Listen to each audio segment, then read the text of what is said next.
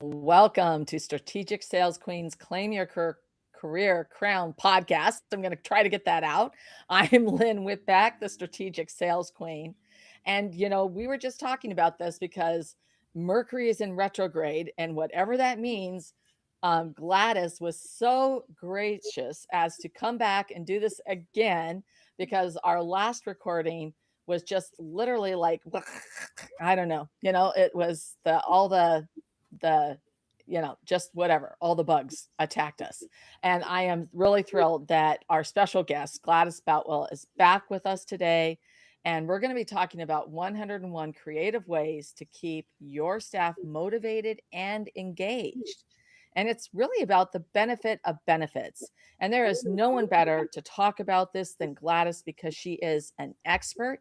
She is so passionate about what she does. And when you are struggling to motivate your staff and you're looking for ways to engage your team so they're productive, driven, and truly care about your business and your clients, yeah, the lifeblood of your business, then finding creative, fun, and even free tools to motivate your staff can increase your bottom line. It can help you attract and retain key employees and improve productivity. And that's why I've got Gladys here because she is going to be sharing practical ideas that you can implement right away at any budget. Wow. So this is really great. So Gladys is a visionary consultant who helps business owners attract and retain quality staff through flexible employee benefits and creative engagement strategies. With an MBA in international business and leadership management, Gladys brings both heart and strategy to helping companies become top employers. She's also an award winning author and certified coach who's passionate about building workshops and workplaces people love. And I'm not sure if I just lost her. Oh, there she is. Okay. Something is a little wonky here, but Gladys, welcome. Welcome to the show. Thank you so much, Lynn. Great to be here. Thank you very much for the invite. And thank you so much for having me again. So, this is exciting because I love being able to talk about the benefits of benefits. It is something that a lot of employers don't even look at or even think about, but it's so important that we truly show our staff that we care about them. And that's something that I have seen over my career. I was in corporate America before I broke off into insurance and before I started my agency, that it is important to have that relationship building within our organization and within our industry. Yeah, it's so true. And it makes us just a huge impact because it's people seem to get obsessed that it's all about the paycheck. Well, it's not. It's about how they feel that their employer takes care of them and respects with them, right? And all these other things. So I would love to have you share your backstory about what inspired you to really get started helping business owners motivate and retain their staff. Well, I was in corporate America the majority of my life. That's what I was used to, going up the corporate ladder. And then at one point, I got laid off. Well, I got laid off twice in 6 months. Then my job moved me to Texas. I was out there for almost 4 years. I got laid off again, and I'm like, this isn't where I want to be in Texas. It's Texas was fine. I just didn't want to be there. And I ended up in Oregon, 2011, taking care of my mom. I picked her up in California, brought her up here. She had a lot of health issues, and even to go to an interview was so hard because she had appointments. She was on dialysis. All the things made it really hard. And even having a full time job, I'm like, how am I going to juggle all of this? And then I got introduced to insurance, and it was like such an opportunity to be able to be flexible with my Yeah. schedule. And my schedule was all around mom. Everything was Yeah. around mom. I'd get up at 4:30 in the morning, get her ready, get her to dialysis, or then I Yeah. got a driver that would pick her up. And but still, it's like getting picked up and making sure she got out the door. Then I got ready for the day, and I would always get dressed, put on a suit, because I never knew, was I going to get an interview, or then when I started with insurance, I didn't know if somebody was going to need me. And so it was just this process that I had. And then mom would get home at about 10:30, 11, and then making her lunch and then prepping her and putting her to bed, she'd take a nap, and then I'd work during that time, and then she'd get up. So it was everything was around mom's schedule.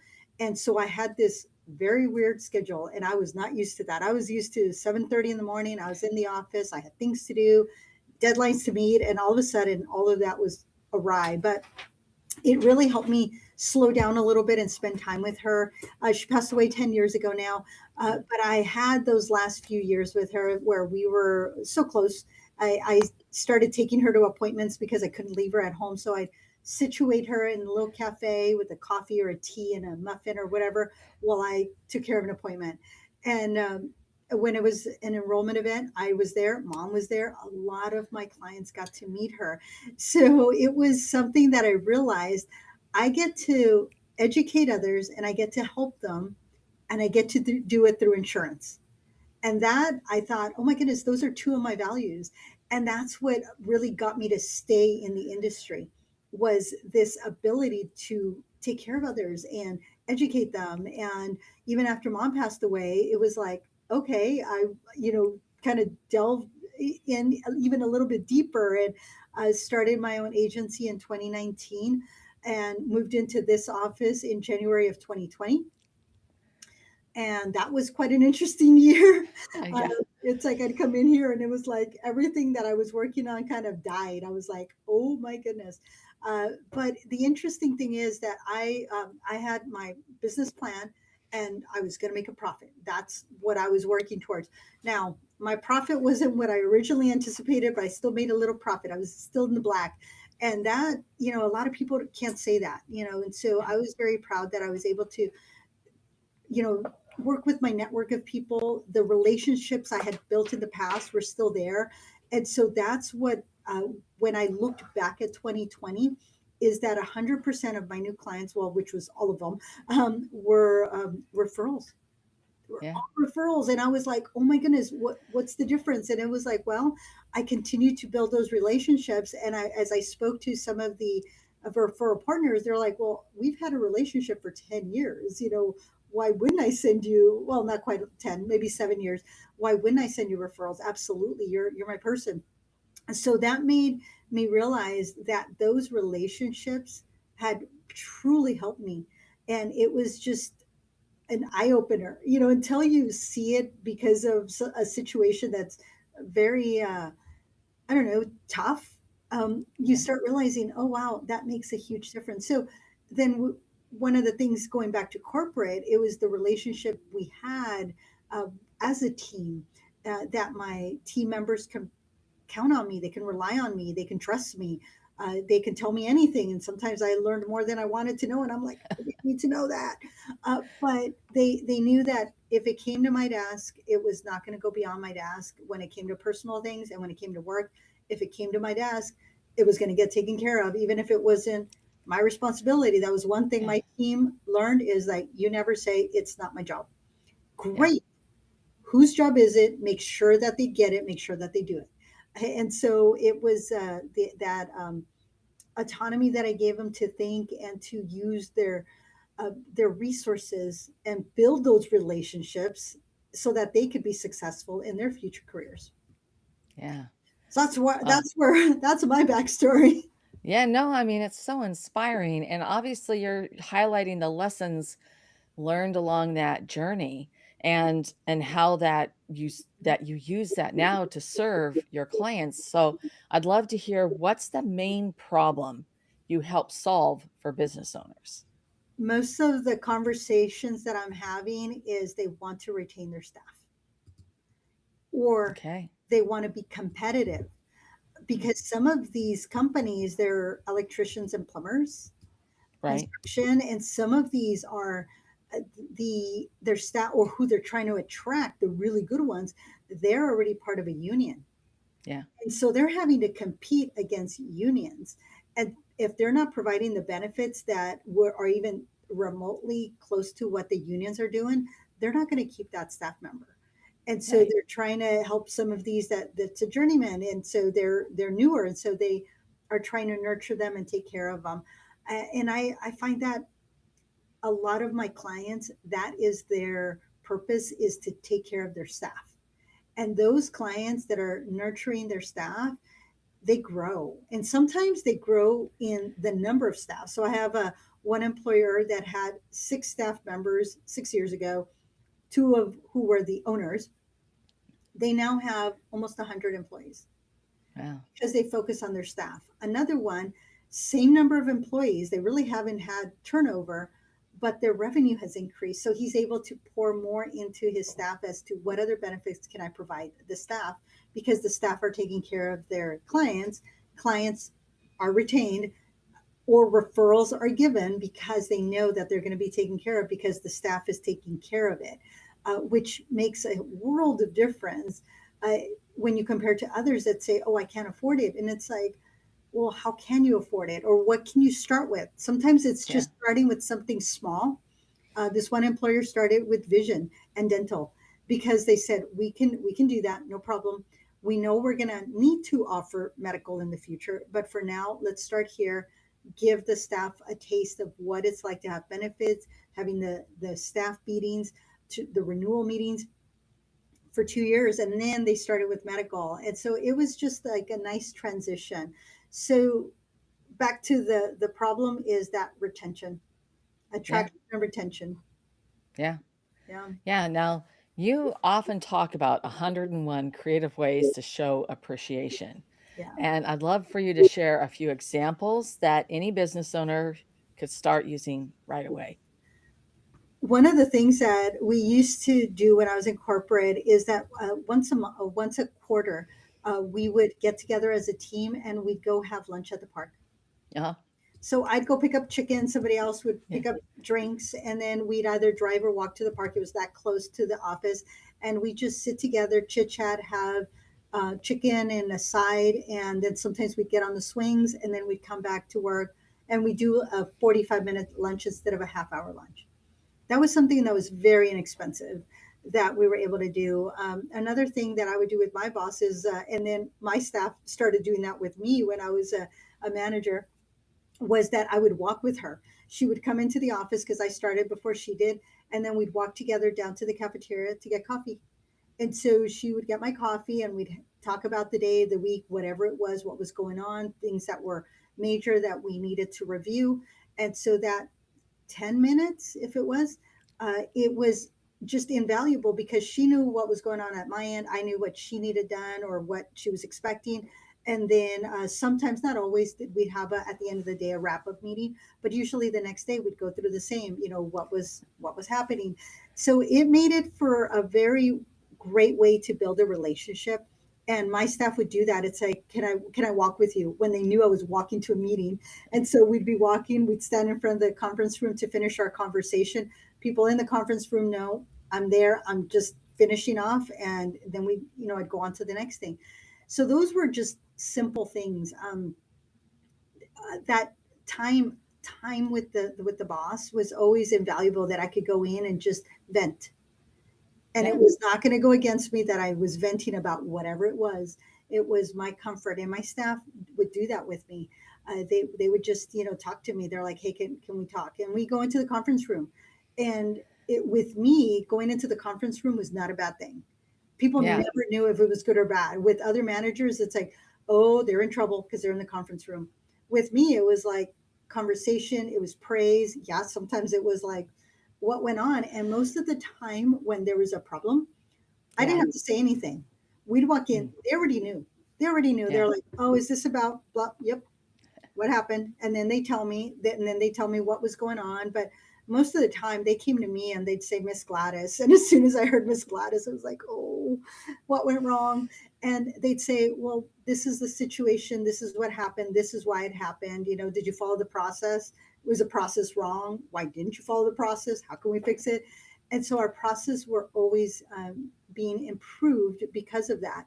And so getting a call to say something went wrong, it's like, yep, they're fixing it, this is what they're doing, was just a great feeling because the staff knew that I had their back. I was taking care of them. Nobody was going to get on their case except for me.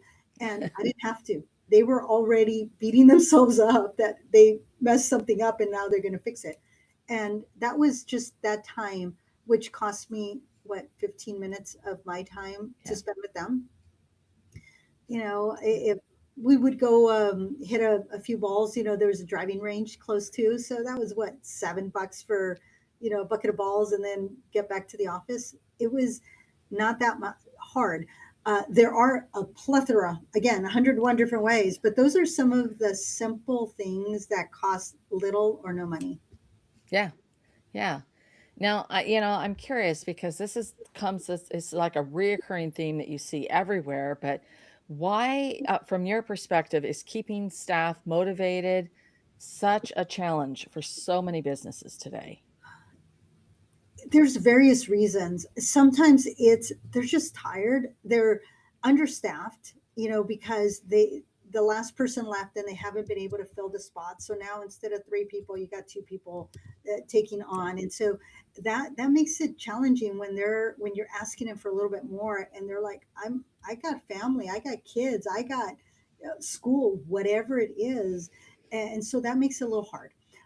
The other thing is sometimes it's the person's like, I'm tired, I'm getting up in age, and I just don't want to be working 40 hours a week. Can we, taper it down, and sometimes it's just priorities, or they Yeah. don't like what they're doing.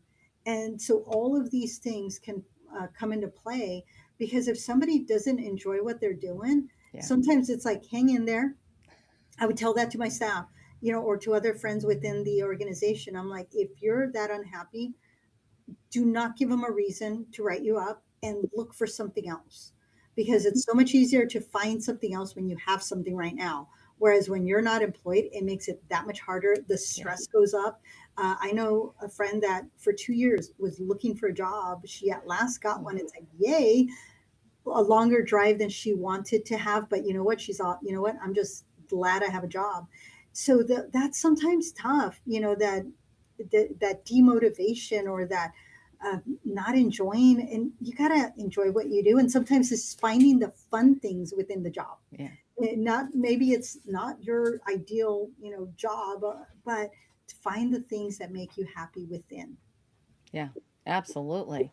And that there's so many different ways that you can do that too. And, when we're talking about this topic, I think it also leads to another area, which is why do you think that staff motivation is often a blind spot for leaders that they literally don't even think about it?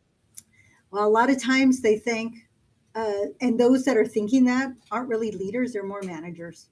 Yeah. And because they're not looking at the level of leadership, they're looking at managing. They're Yeah. looking at, you're getting paid to do the job, Yeah.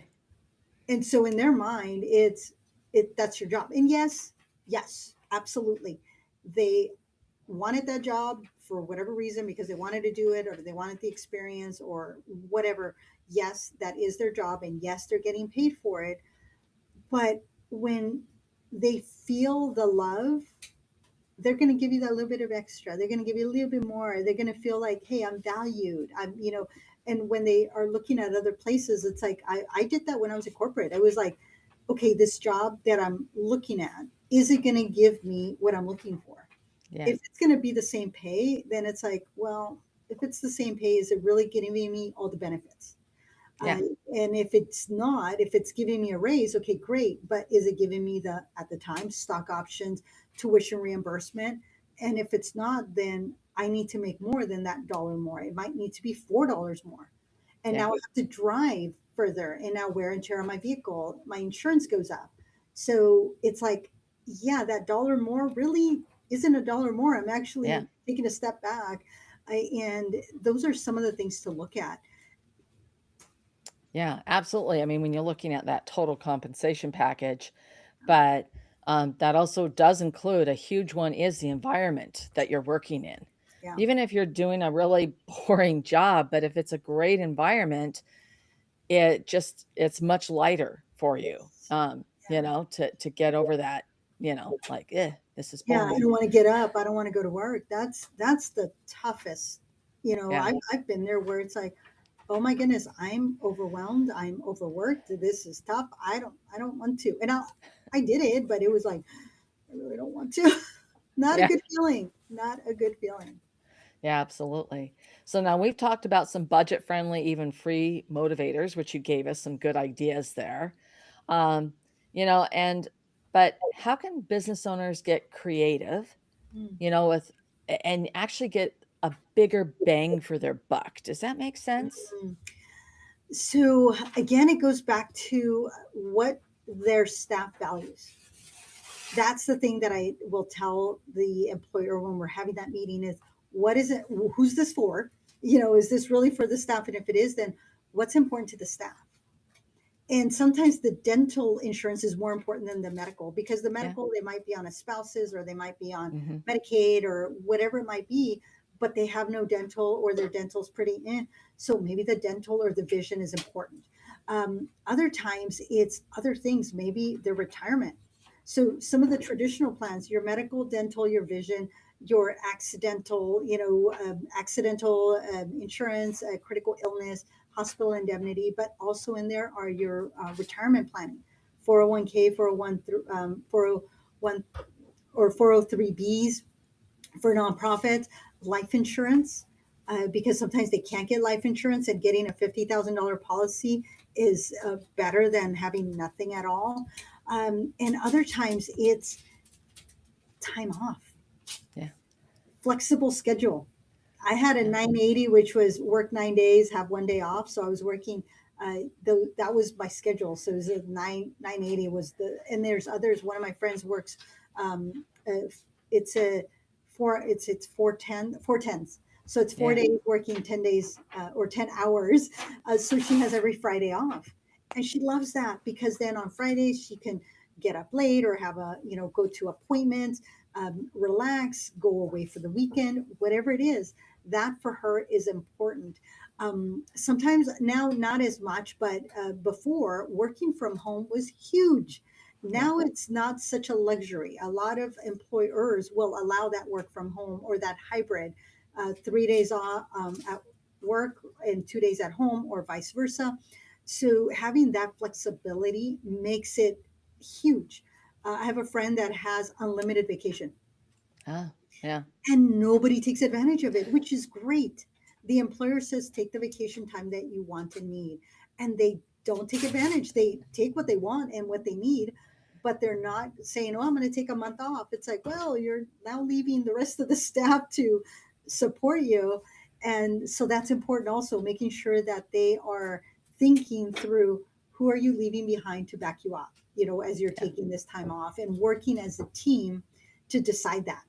That's Yeah. also important. So there are other ways that staff can be happy with something that's a little bit off traditional. Yeah. Um, Sometimes it's being able to do for example, I would call it a snow day in the middle of summer Oh, yeah. because it's going to be 115 degrees. You know what? You might need to leave a little bit earlier. Or I was one time we were getting snow. I was at a nonprofit working insurance, and I'm talking to one of my clients, and she says, "Yeah, it's starting to snow." And I was like, "What?" And I come out of the office because it was an inner office to come into the other office to look out the window, and little flurries started to come down. And the as I'm on the phone, the executive director, she's going around telling everybody, "You need to go home now." And she looked at me and she says, "That includes you." Okay. So I told the client, she goes, "You go." So it took me probably an hour and a half to get home. Some people got stuck for 4 hours, but that executive director was like making sure that staff were taken care of and that we got out the door before the snow stuck to the ground and got us caught up wherever it was. So those little things to keep Yeah. in mind that sometimes leaders forget. Yeah. We're like so focused on get the work done. It's can they go home? Can they do this from home and just let them leave a little early so at least they're home, missing the traffic, missing the ice, missing the, heat of the day or whatever it is. Those are kind of fun things that are a little bit off the norm. Yeah. No, absolutely. I still remember Snowmageddon and the owner going around the building telling everybody to shut everything down, get it cleaned up, and get out the door. Yeah. And it's like, okay. And by the time I left, I was one of the last people to leave. Um, it took me 5 hours to get home. Oh, So, which would normally a 30-minute drive. So, yeah, but that was my own fault because I was literally one of the last people to leave. But what's one thing that our listeners can do this week to start improving their staff engagement? ask. Simply ask. What is important? What do you want? What do you need? I When we ask them, sometimes it's like, oh, it's that's all I have to do. Yeah. It's sometimes not big. It's the little things that sometimes matter to the staff or that we find as insignificant, but to them it's huge.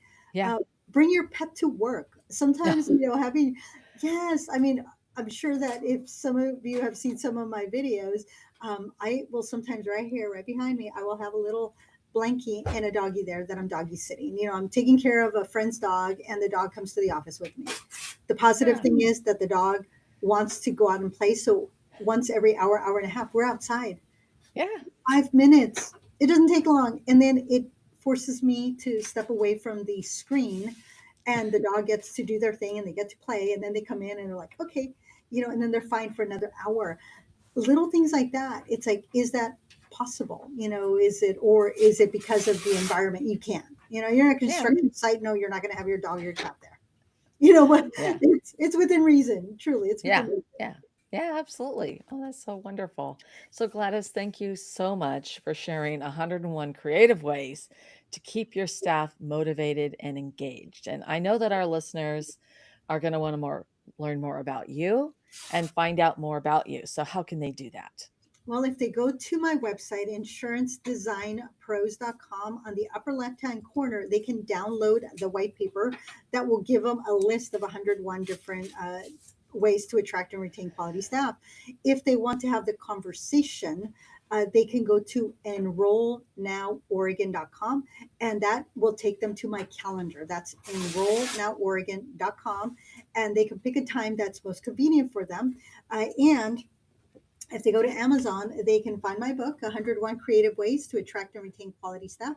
And this will have, and it's a simple read. It truly is. It is not an extensive read. It can be read fairly easily. But those are ways they can contact me and we can start the conversation. And if it's something I can't do, I probably know somebody else who can help them with what they want to do. All right. Well, that's brilliant. And I've dropped that into the live stream chat. And for you, those of you watching or listening afterwards, it's going to be in the show notes, all of the information that Gladys has just given us. And Gladys, thank you so much for being here. And to all of our listeners today, thank you so much for joining us. I don't know about you, but this has been a very informative discussion. It's given me a lot of ideas, and I'm really excited about that. And if you love the episode, you love what we're doing here at Claim Your Career Crown, please like, share, comment the show. We always appreciate that. And on a final note, I want to say again, thank you so much, Gladys, for being so gracious, coming back again. And it's always such a pleasure to spend time with you. And I'm just thrilled that you're here with me today. Thank you. Thank you for the opportunity, Lynn. Appreciate you. All right. Bye, everyone.